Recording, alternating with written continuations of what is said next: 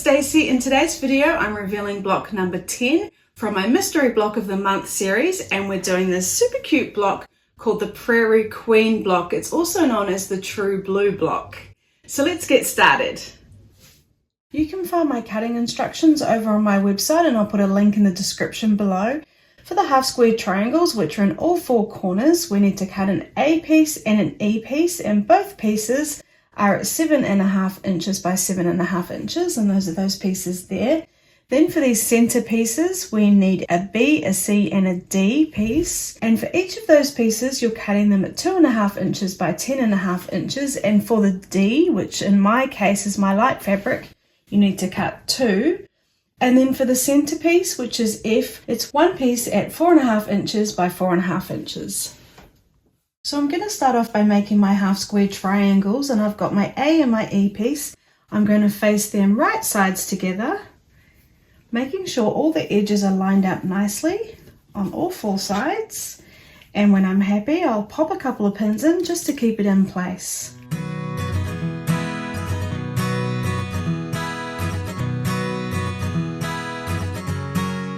And now what we're going to do is sew around all four sides. So I'm going to stitch at stitch length 2. I've checked my sewing machine, and I'm going to be sewing with a nice 1/4 inch seam allowance, and I'm using my Aurifil thread. And what I'm going to do is I'm going to start stitching off the edge there. So I'll begin sewing, and I'm going to sew all the way down to the very end.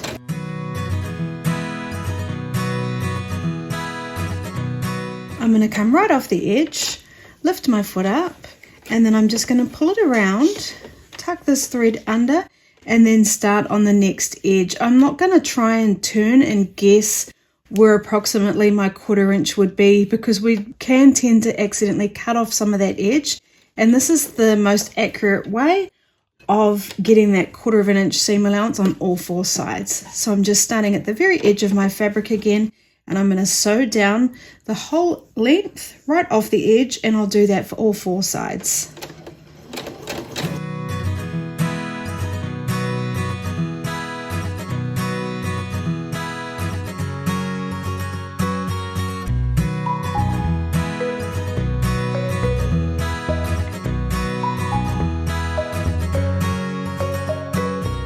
Okay, so once I'm finished, I'll just trim those threads, remove the pins, and then I'm just going to give it a quick press so it sits nicely for the next step.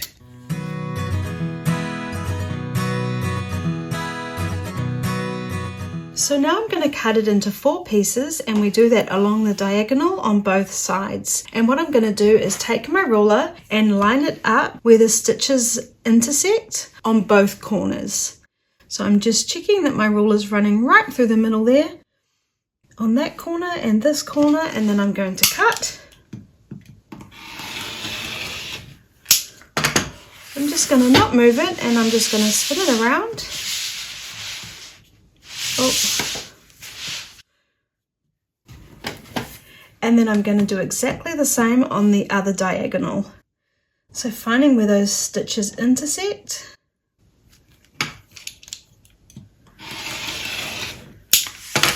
Okay, now we've got 4 pieces. I'm going to press them open.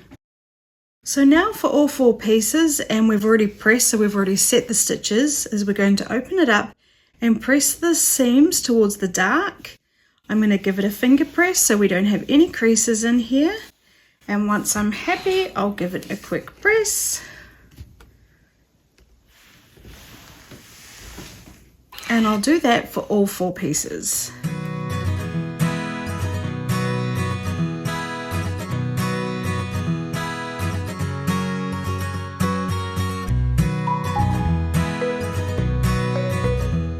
Okay, let's move on to the next step. So now we need to square off our half square triangles so they're 4.5 inches, and I do have a Creative Grids ruler that is 4.5 inches, so all I need to do is place the diagonal line on my ruler on top of the diagonal seam of my half square triangle, making sure that it is all fitting in. For example, we wouldn't want to be cutting like that because part of my half square triangle is not under the ruler. So just making sure it is underneath my ruler, and then I'm just going to simply cut on all 4 sides.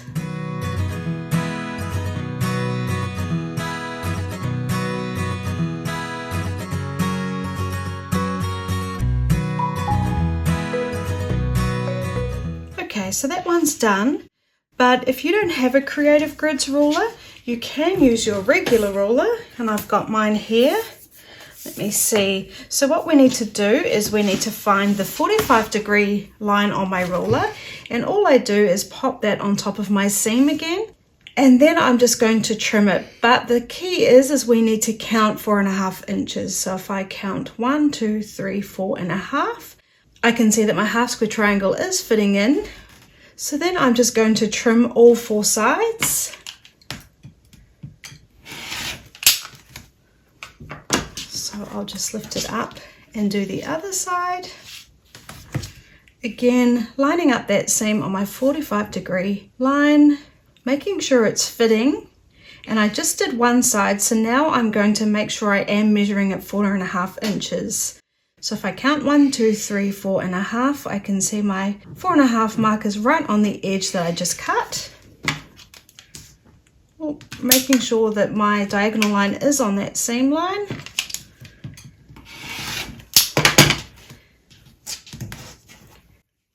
And then we just do the same on the other side.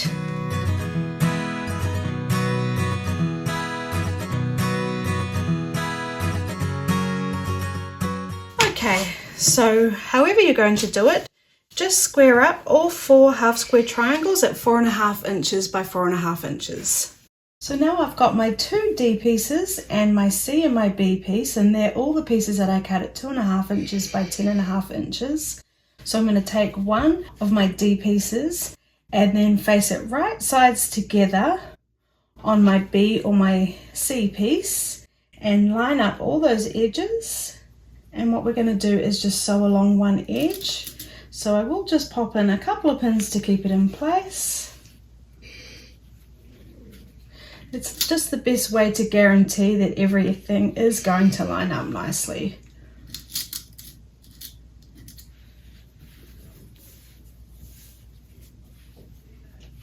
But there's no point in popping in pins if it's not lined up nicely, so just check that it is.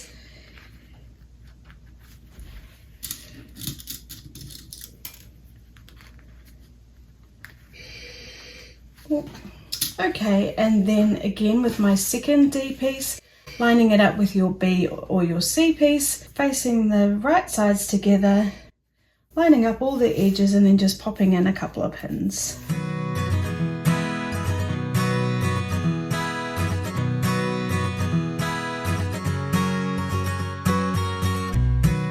Okay, and now what we're going to do is just sew along one edge on both pieces. So just starting off the very edge there and sewing all the way down to the bottom, just like we did last time.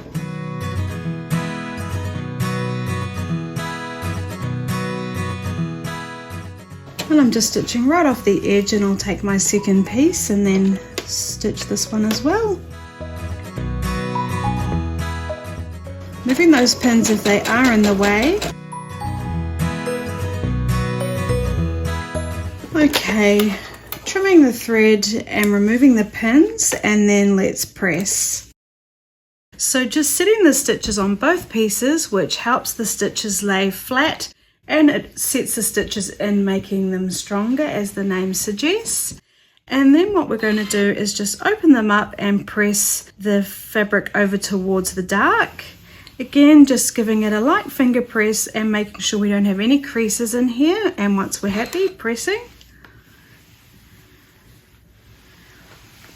And we do that to both pieces.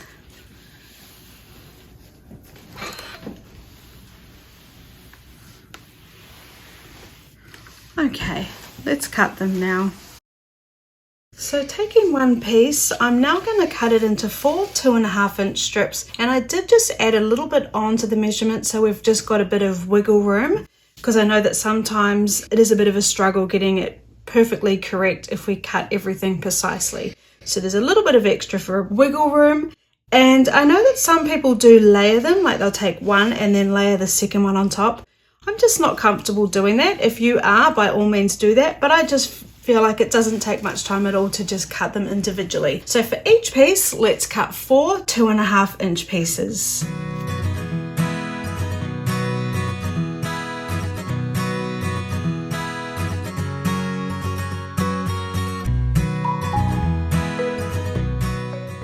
Okay, and then just doing exactly the same with my second piece. Now this is just a really quick way I find of making up these blocks. It doesn't work that great if you've got directional fabric and you want it facing up the right way. So if you didn't want to do it like this, you could actually cut the pieces at 2.5 inches square and sew them all together individually. I just find this saves time and is just a tiny bit more accurate.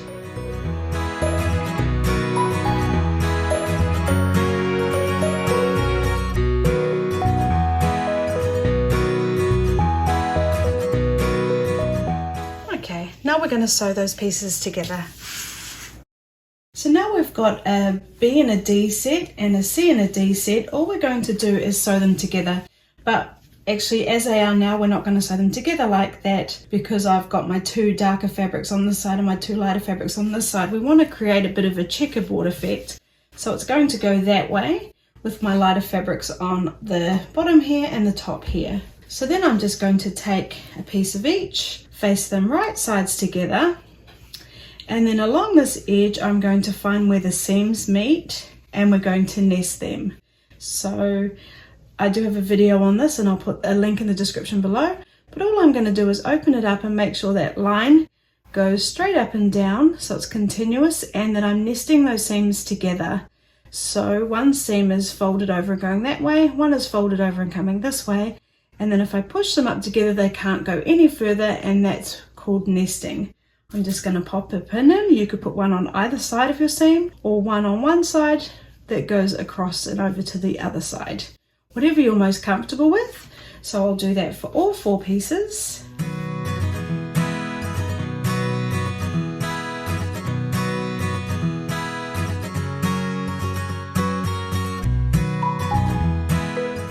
Okay, now let's sew them together. So just like before, I'm going to start at the very top and then come down and then sew off the edge. But what I am going to do is I'm going to make sure the seams are sitting correctly as I'm sewing over them. So if I turn it over to the back here, this seam is facing up. Well, as I'm coming to sew that, I'm just going to feel it and make sure it is in fact sitting in the correct way so that it's going to sit really nicely when we've finished.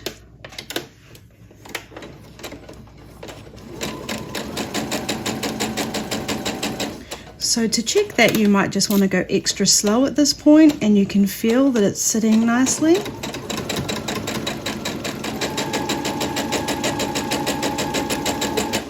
I'll come right off the edge and take the next piece. Now I didn't pin them at the top and the bottom, so just before you sew them, you just might want to double check that they are all lined up nicely, or of course pop in some pins, whatever you're most comfortable with.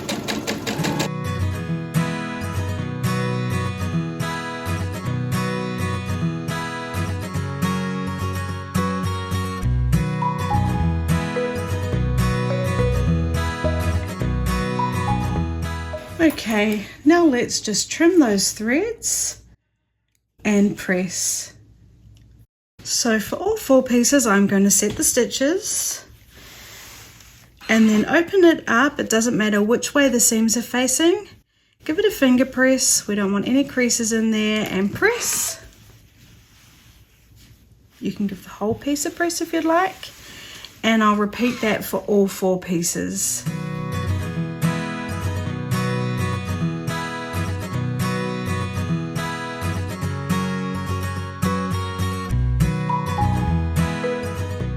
So now I'm just going to place my pieces in the position that I need to sew them together, and I'm just going to use my diagram to make sure I am in fact placing them in the right position. So I'm going to take my F and pop it into the center. Then I'm going to take my half square triangles, and following my diagram I'm going to make sure I place them in the corner with the purple facing in towards the center square. Now it does seem silly, but it is easy to accidentally make a mistake. So it's just better to take your time at this point and make sure all the pieces are correctly positioned. So there we go. I've got my half square triangles in all the corners with the purple facing in. And then I'm going to take my squares. So if we look at the diagram, we've got the apricot facing the square, but we've also got it to the right of the square. So I've got them all with the apricot to the right. So I'm going to take this first one and place it at the bottom, and it's touching my center square. Then I'm just going to turn them once anti-clockwise or counterclockwise, I've been told Americans say. Take the next piece and make sure the apricot is facing the center square.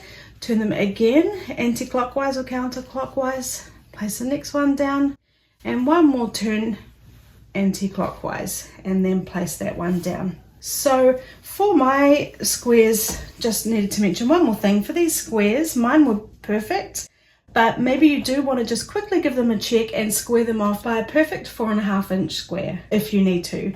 So there we have it. Mine are all placed in the correct position, and you might just want to double check it before you sew them. So all we're going to do now is sew them by either the row or the column. And what I like to do is just say we're going to do it by the row. I'm going to take this piece, fold it on top and put a pin in just roughly so I know that it's in the correct position.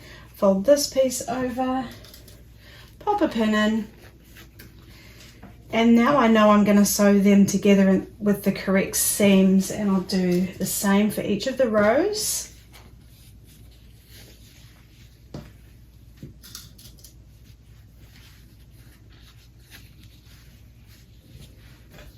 I'm not worrying about lining up any edges or anything right now. This is just to make sure we're sewing the right pieces together.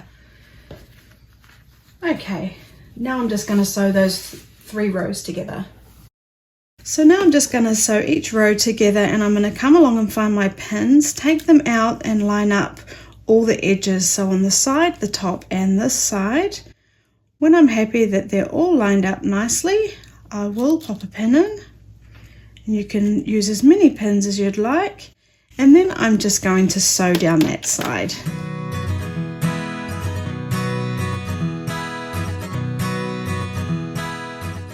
Trimming the thread as I go just to keep it nice and tidy. Then I'm going to find the next pin, remove it, then I'm just going to line up all the edges, and when I'm happy, pop another pin in. You can use as many pins as you'd like, and then stitch.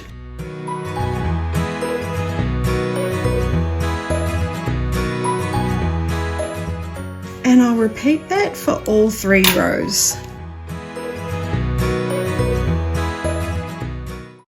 So now I've just placed the 3 rows in the correct position again with my purple half square triangles facing in towards that center square. And what we want to do now is for each row, we want to press the seams one way and then another way and then back the other way so that we can nest them. So for this top row, I'll press them over to my right. So I'll just set the stitches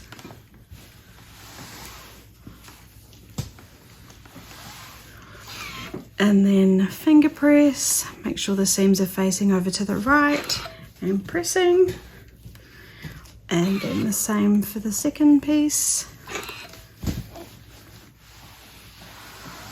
Then for this piece we want to press the seams facing to the left or my left. So again, just setting those stitches and then pressing the seams so they're coming across this way.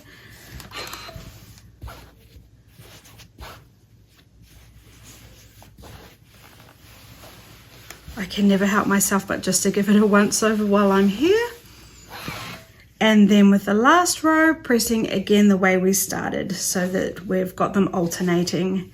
So just setting those stitches.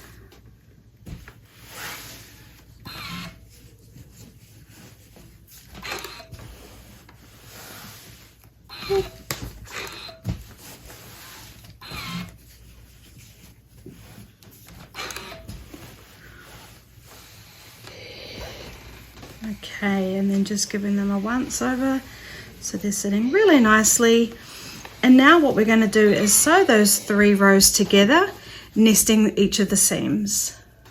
So just making sure we are sewing them in the correct order, take 2 of your rows, face them right sides together, and then come along and find the seams and nest them just like we did before.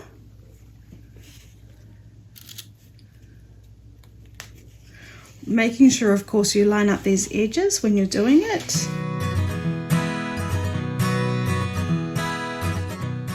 And then I just like to pop a pin in at the beginning and the end.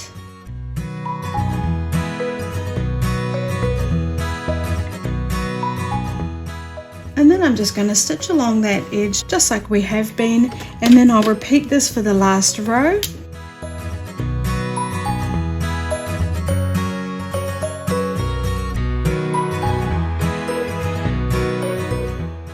Okay, just opening that up, taking your last row, just double checking you are about to sew it on in the correct order. It sounds silly, but it really is easy to accidentally make that mistake. Face the right sides together, find those seams and nest them, and just do exactly the same.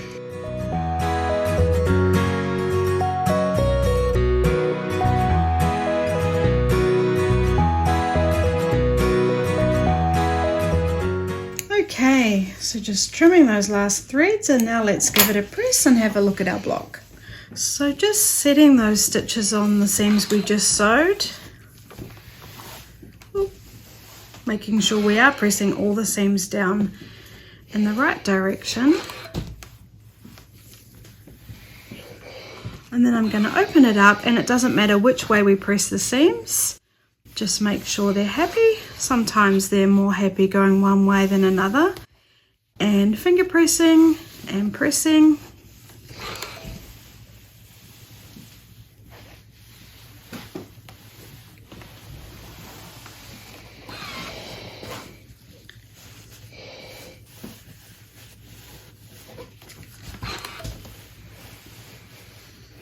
Okay, and then I'm just going to give it one more press because it's like the best part really, isn't it?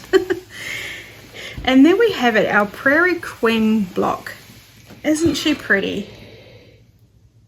So I hope you enjoyed my Prairie Queen block tutorial. You can find the instructions in the description below, and I hope to see you again next week. Thank you for watching my videos. If you're enjoying them, please like, subscribe and leave a comment.